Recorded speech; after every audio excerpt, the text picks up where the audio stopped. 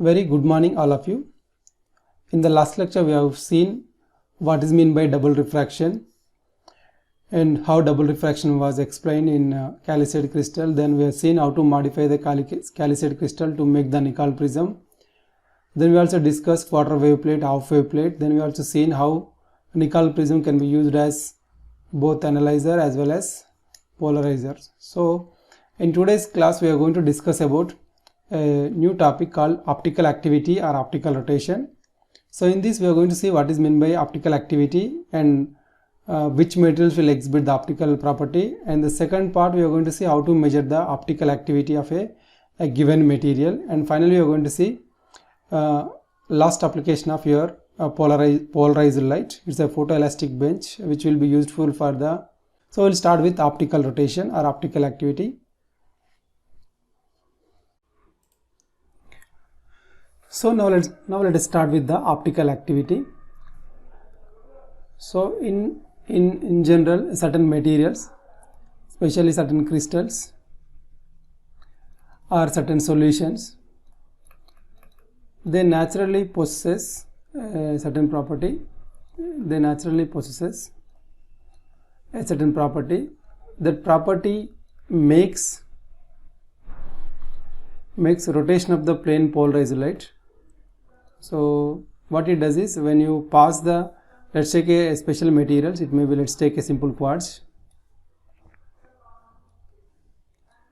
Let's take a simple quartz material which is special material, I would say. So when you pass a plane polarized light, let's say I am taking a vertically plane polarized light. So when it passes through it, at the exit point, your plane polarized light change its angle of electric vector direction will slightly change by an angle theta. So it is actually rotating the plane of polarization of, it is going to rotate the plane of polarized light. So here it is vertical, it is rotated by a certain angle theta. So any material which exhibit this kind of property, rotating the plane of polarized light, we call it as a optically active substances. We call those substances optically active substances, and the property of the property you call it as a optical activity. So the property you call it as optical activity. So in a generalized way you can say that when you pass a plane polarized light, okay, its electric field vector direction will be change with respect to propagation direction. So if you look at here, this is a propagation direction and it has certain angle with respect to your electric vector motion, whereas in this case the angle with respect to its propagation direction has changed because of this material which has a special property. The special property is called optical activity, or we can say optical rotation, and the substances are called optical active substances. Let's take examples like quartz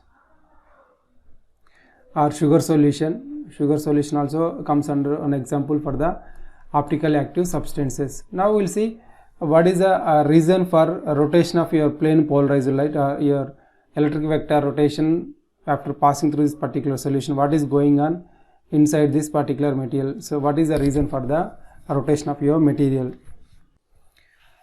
So in case of crystals, in case of solid samples, it is mainly because of twisted arrangement of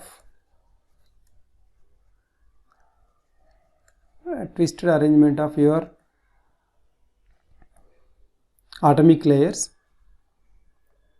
So that means your atoms are arranged in a particular order fashion.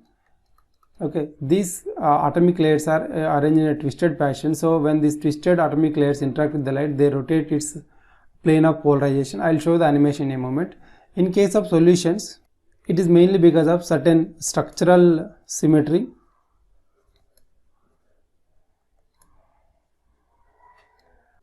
So in case of crystals, is a twisted arrangement of atomic layers, whereas in case of solution is a structural symmetry in their molecules. We will see the simple examples and it will be more clear. Before that, let me show the animation of optical rotation by optical active substances by using a software which we already discussed in the class.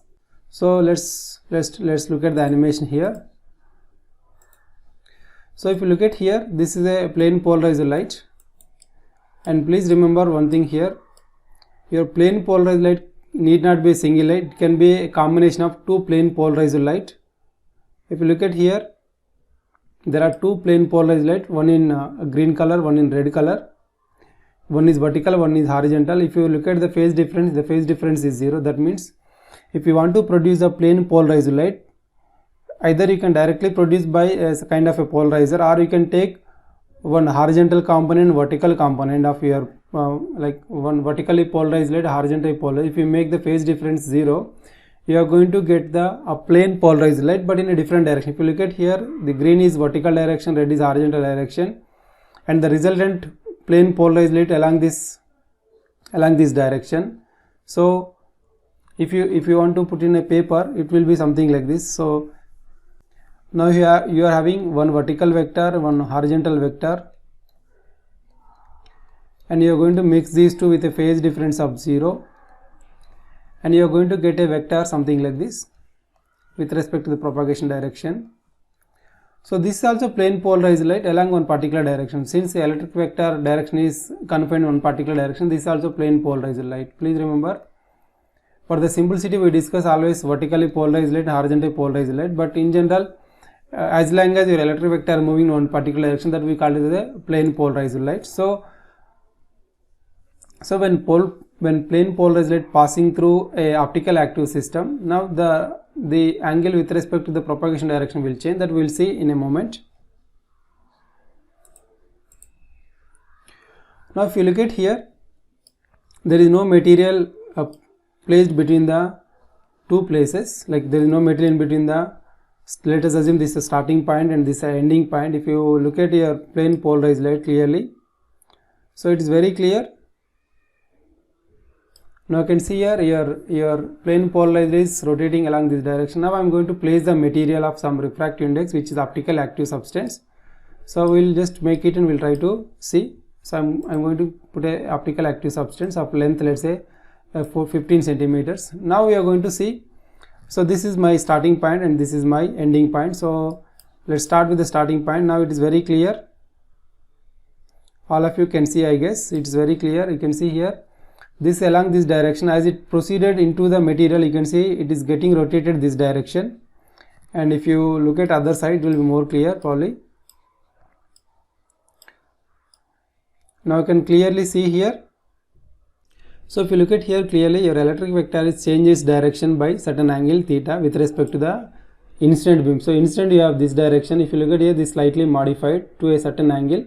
So if I increase my material length, the amount of rotation will increases. If you look at here, so if it is very clear, now your resultant vector is close to the vertical component, whereas if you look at here, it is vertical. Your input vector is exactly middle of the two vertical and horizontal vectors. So the amount of rotation depends upon your material length. If you consider in this context, it will be depends upon your material length also. So this is what is meant by axial active. The moment I remove a material in between the entrance and exit points, you see the same input and output electric vector both sides. If you look at here, both are here. This is input vector and this output vector. Both are rotating or both are vibrating in the same direction or with respect to the same theta with respect to the propagation direction. So the moment you put the material, you can clearly see the output from the material is like the electric vector output from the material is changed with direction. So you can also visually see here, it's clearly changing, or else you can see from this direction it will be more clear. So you can see it is bending towards this side. Okay, so this is what is meant by optical activity and optical rotation, and the substance we call it the optically active substances. Okay. So this is what is meant by optical rotation and optical activity, and the examples of your optical active substances. Now we will try to see further. So please remember, the rotation can be either this direction or this direction depending upon the arrangement of your atoms in the crystal or your solution. Okay, we will see that point in a moment. So this whatever we discussed in a pictorial way, you are actually using a unpolarized light first and it passing through a polarizer. Now it has some angle with respect to the propagation direction. This is optical active substances. After passing through, you clearly see your electric vector rotated by an angle theta. This theta is called optical rotation for this particular.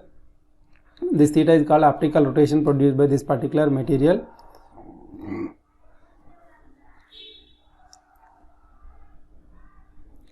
and the rotation can be at both sides. If you look at here it is the this is the original vector which is passing through the optical active substance. This optical active substance.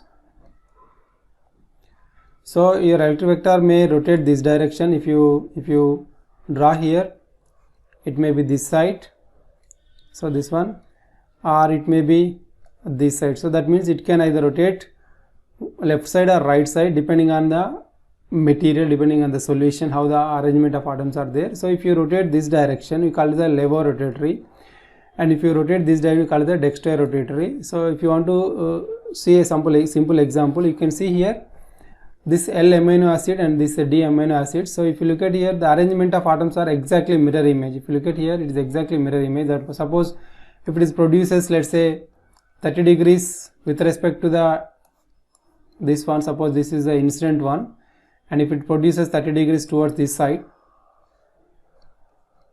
okay, then it exactly produces 30 degrees towards this side.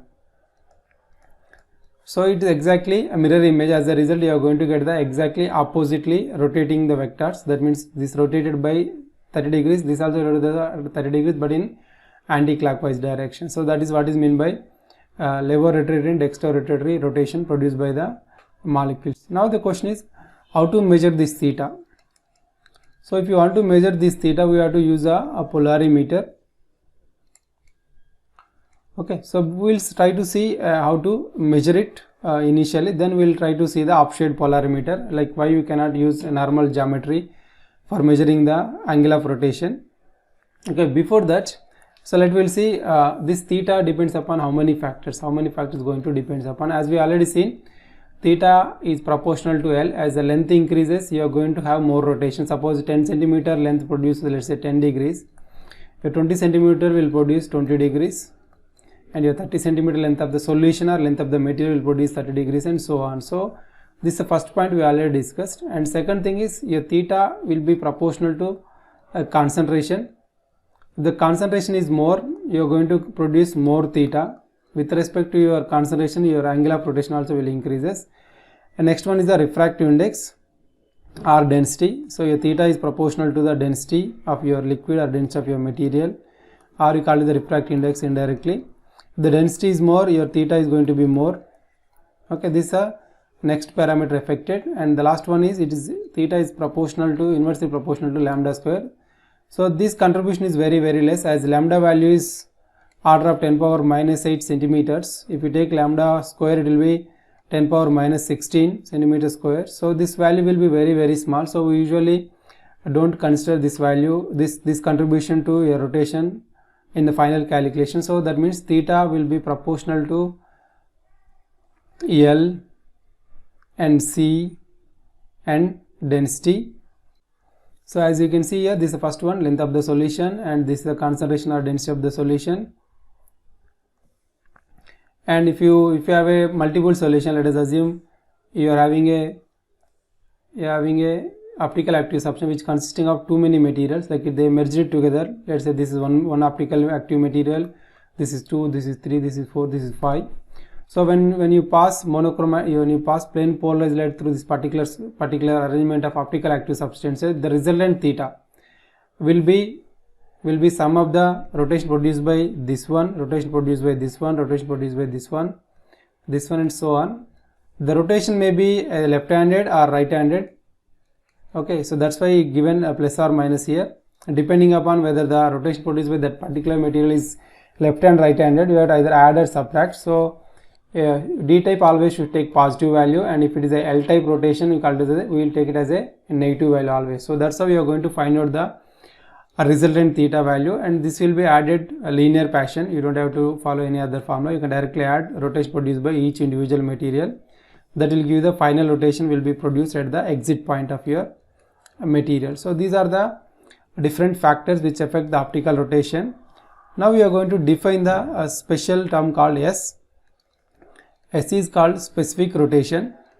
So specific rotation is for a given solution, for a given length of the solution, what will be the optical rotation produced by that particular material. If you want to define in a very proper way, so specific rotation is nothing but the amount of rotation, how much theta is produced by 1 decimeter length of its solution. Suppose if you consider for the solution 1 decimeter length, that means you are going to take a 1 decimeter length of your tube in which you are going to fill the solution completely. So we call that as a 1 decimeter length of the solution. When the concentration is 1 gram per cc, so you are going to prepare the solution with 1 gram per cc, and that solution will be filled in a 1 decimeter length of the solution, length of the tube. In the tube, when suppose it is something like this, you are having a 1 decimeter length of tube in which you are going to have a solution, optical active solution, 1 gram per cc concentration. Now if you pass a plane polarized light, how much rotation it is going to produce? That rotation is nothing but a specific rotation for that particular liquid. So it is as you can see here, S is proportional to theta by LC. If you remember the previous formula, so theta is proportional to LC, and you are going to remove the proportionality constant. You are going to keep SLC, and S will be theta by LC. So this is how you are going to get the specific rotation. And this specific rotation, if you look at here, this is at a constant temperature and a particular wavelength. If the temperature changes, your specific rotation also will change, so please keep it in mind. Similarly, for wavelength you will see some minor change, as it is depends upon wavelength also. So this is how you are going to measure the specific rotation for a given liquid or given optical active substance. Now we will try to see how to measure the either optical rotation or specific rotation, but most of the time we always measure the specific rotation. This is the standard for a given solution, because you are going to give the standard value for the given solution. So to do that, we are going to use a cross polarizer geometry. We will see what it is.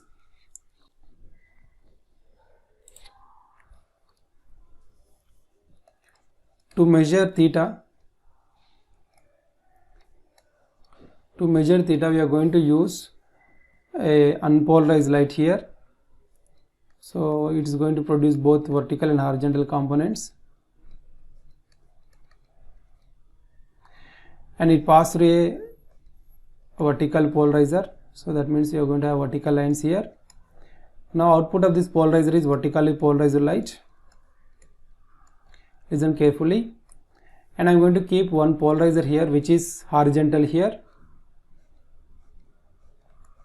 and this polarizer attached with a scale, a circular scale which can measure angles, degrees, and this polarizer can be rotatable with a motion that will indicate how much angle is rotated. So initially your scale will read 0 degrees when there is no material kept inside. So it will goes here, it pass through here. Now both are perpendicular each other. Your incoming polarized light and the receiving analyzer is perpendicular crossed position. So you are going to get 0 intensity and 0 intensity. So this is when there is no material placed in between the two crossed polarizers or two crossed nickels. We call these as the nickels also fine. Okay, now it's very clear. You are passing a plane polarized light. Now it's very clear. Now you are passing a unpolarized light and becoming a polarized light along one particular direction, and passing through analyzer which is connected to a circularly rotating scale calibrated in degrees. So initially it is showing 0 reading, and you are able to measure the intensity as 0 because both are crossed position. The moment I keep a optical active material in between these two things, this will be rotated by angle theta because of your optical active substance.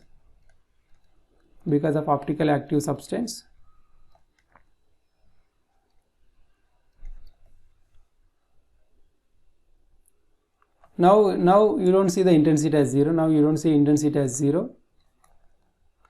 So now you have to rotate your analyzer. So that to make intensity 0. So when you make intensity 0, you have to rotate exactly by same amount of theta, so that your intensity becomes 0. So whatever the amount of rotation done by this particular analyzer is called theta. This theta is nothing but rotation produced by your solution. How much ever the theta it is produced by this particular solution, the same amount of rotation you are supposed to do by the second analyzer, so that this produced light and your analyzer will be in crossed position. In that case you are going to get the again zero intensity on the field of view. So in that whatever the rotation we are rotated, that particular angle of rotation will be measured, that is called optical rotation for that particular material. If you keep 1 decimeter length and solution same, that will be specific rotation of that particular solution. This is how you measure the theta by using. Now you have understood the optical rotation, how to measure the optical rotation for a given solution or given crystal by using two crossed Nicol geometry, two crossed polarizer geometry. So we'll see how to explain this optical rotation. The Fresnel has given a simple explanation for the optical rotation. So what he assumed is, so whatever the plane polarized light which is produced by first plane polarizer, so you are having a first plane polarizer vertical. So this plane polarized light, when it enter into the optical active substance, so let's check, this is my optical active substance. When this enter into the optical active substance, he assumed that this plane polarized light will be equivalent to two circularly polarized light, one in left handed, one in right handed. So one vector will be rotating clockwise direction and another vector will be rotating in anti-clockwise direction. The resultant of these two will give you the vertically polarized light. So first we'll check this hypothesis whether this is correct or not. So first assumption is, he assumed that linearly polarized light, vertically polarized light will be equivalent to two circularly polarized light which are rotating opposite direction. Okay, so we'll check whether this will really correct or not. If you look at here in the animation, this is a left circular light and this is a right circular, and which are opposite direction, so the phase difference is 180 degrees. And if you look at here, so your red and green are two circularly polarized light which are rotating in opposite direction, and if you look at the resultant of those two, it is exactly plane polarized light in vertical direction. You can see your resultant vector is moving up and down fashion, so this is equivalent to a linearly polarized light in vertical direction. So that means whatever the Huygens assume, that assumption is fine to explain the optical rotation. We will see now what happens when you put the material. So now it is without any material. If you look at here, there is no material in between the entrance and exit points. Now the moment I keep the optical active material, now you can see now it is along the vertical direction, your resultant vector. Now it is not going to be along vertical direction anymore, it will be slightly rotated with respect to the vertical direction. Now we will see. Now you can clearly see here, and this is your starting point where your input is vertically plane polarized light. As it passes through the material, you can clearly see it is rotating towards this direction. And if you rotate this, if you see from this direction, and you can clearly see it is rotated with respect to the vertical component by certain angle theta. So this is how you can explain. So what happens when you place the material, both your electric vectors of your left-handed and right-handed circularly polarized, they rotated by same angle. Okay, the resultant vector will be not same as your previous resultant vector, it will be slightly deviated by an angle theta. So this will be explained with the figure in a moment. So we'll see mathematical part in a moment. Now let us explain. By considering the same assumption here. Now this is before entering into the optical active solution. The moment it enter into the optical active solution, let us assume it is rotating your electric vector in this direction. Let's say this is rotated by this angle, this much angle. Let's say this theta. The same theta will be rotated this electric vector also. Now this will be theta. Sorry. Now it will be rotated this much angle theta. Now resultant will not be along. So this is a resultant vector. This is a before entering into the liquid. Now resultant vector will be along this direction, because your electric vectors are rotated by an angle theta because of your optical active solution. Now resultant solution will be this much. And if you look at here, this is your previous direction. Now this direction, that means this much angle it is rotated. This is your optical rotation. This is your optical rotation. Same thing repeated here. This is before entering into the solution, and this is after entering into the solution. That means after entering the solution at the exit point.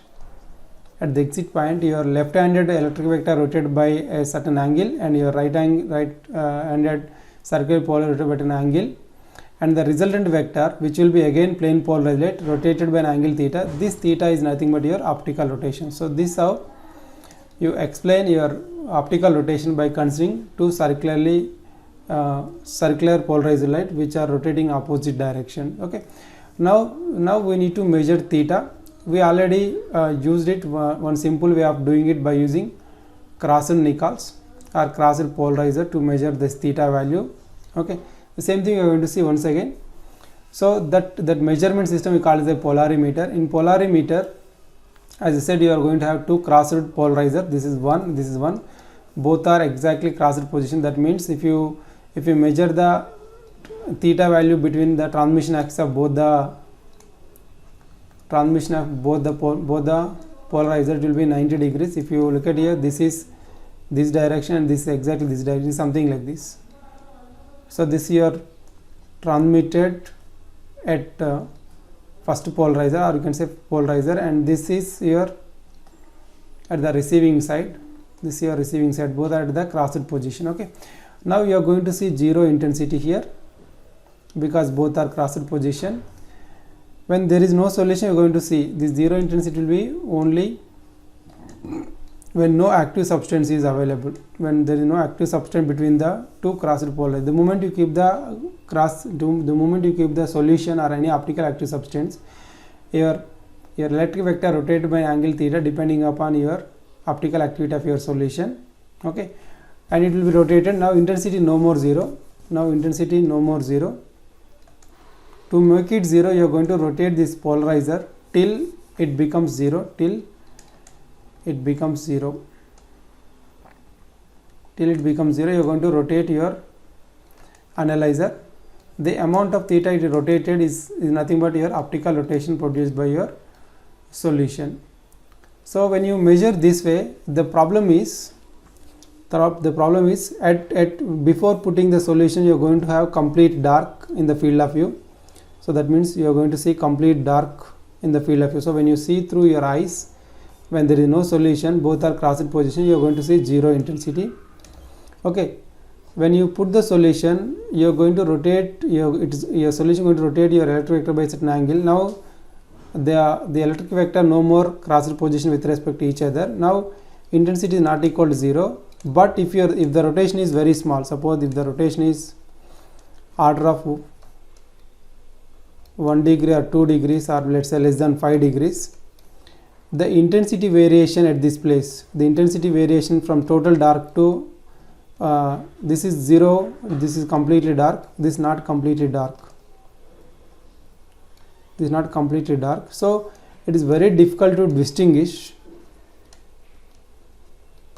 whether two Nichols are completely crossed or not, because the intensity variation is very difficult to identify. Or I would say, if you take the graph here, especially if you look at this place,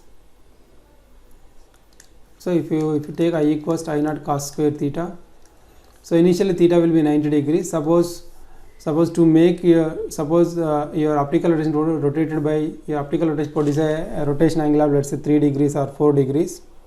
So if you rotate this by 86 degrees or you rotate it by 94 degrees, if you look at here at this place, the change in the intensity is very, very small.